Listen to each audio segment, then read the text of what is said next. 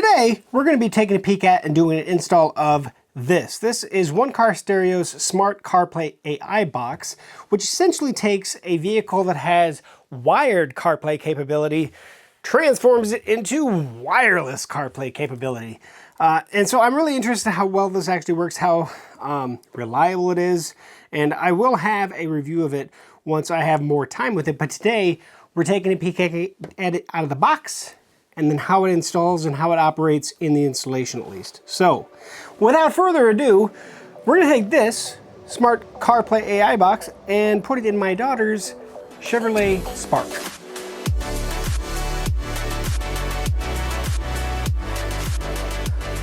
Okay, welcome back to GeekSmart, and we are gonna get this guy out of the packaging. All right.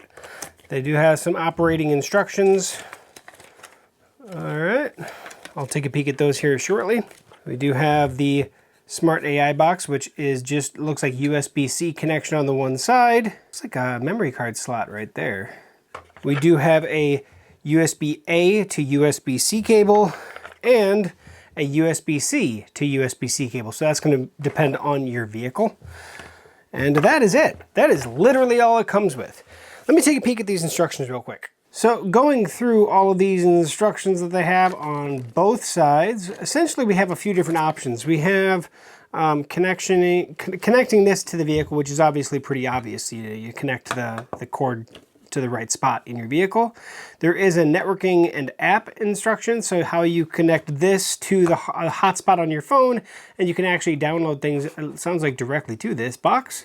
Then there's the wireless CarPlay or Android. It does do Android Auto as well, where you're connecting to Bluetooth and going through the connection phase to this box, and then of course it interfaces to the vehicle. There's just a lot in here. So wireless mirror link, Android mirror link, just lots of stuff. But in this video, we're mainly focusing on the CarPlay experience, but maybe we will take a peek at that other spot as well. So let's take this. I'm gonna take both cords because I can't remember. I think my daughter's car is pretty much USB-A, but I'm gonna take both up. This guy, my phone, and even in the instructions, and we're gonna go up to the vehicle. So in this car, we do have a USB-C and a USB-A port. They both have the USB symbol on them. So I'm gonna try the USB-C port first. That's just the lightning cable that my daughter currently uses. So let's try the USB-C port first. So I have the box with the USB-C to USB-C cable on it. I'm gonna now plug that in to the USB-C port down here. Red and green light came up on the actual AI box. Hit the home button. Oh, there we go, CarPlay, look at that. Continue.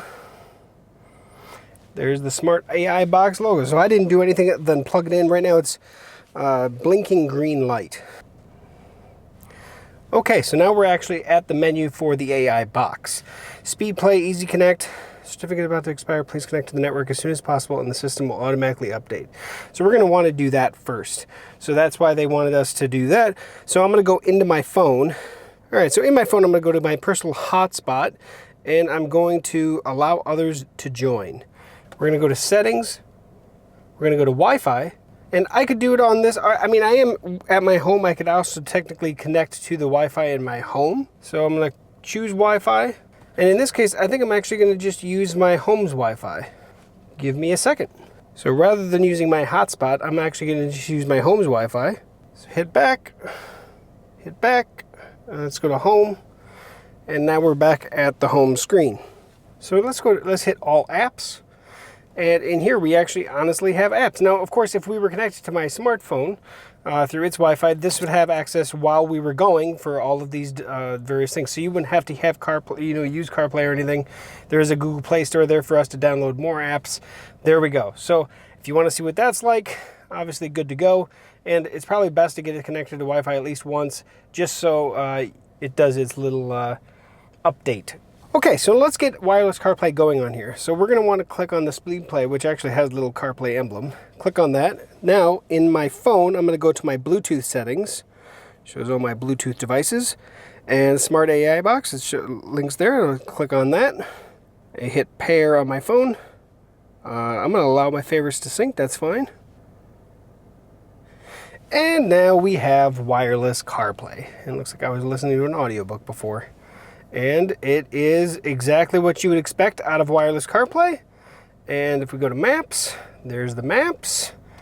If we go to, I mean, all the apps are going to be standard. We were already in there. We're actually displaying wireless CarPlay. That was stupidly easy.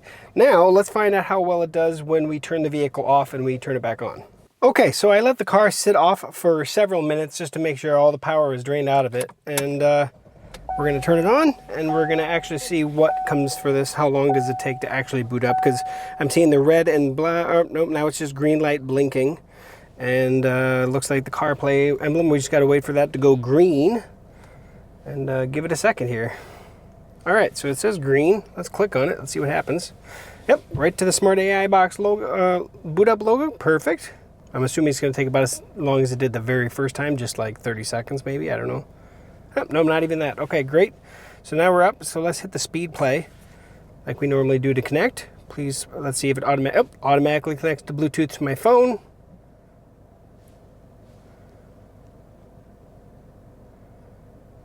And we are up and running.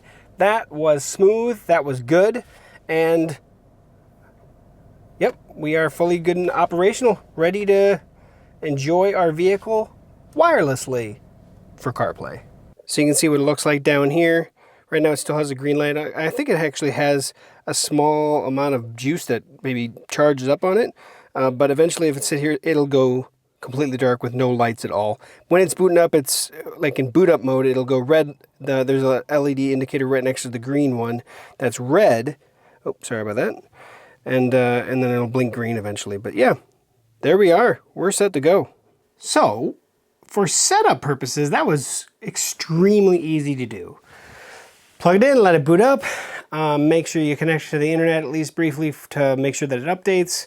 And in this case, there's probably an update dialog as well in there in the settings, but I haven't gone through the settings too much yet. And then connecting it via Bluetooth to your phone is stupidly easy, and you're good to go. And the setup procedure, every time you turn the vehicle on, just go to your CarPlay when it comes up green, ready to go, and then just hit the speed hook, the speed connection on the Smart AI box, and voila, you are set. It takes obviously a few extra seconds, but not too bad.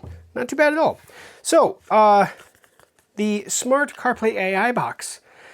It's just a small little Android-based computer that's running the capability, or has the capability of connecting to the CarPlay and going through. Now, off camera, I did check the audio to see how it sounds, and it sounds great. It sounds like Bluetooth should.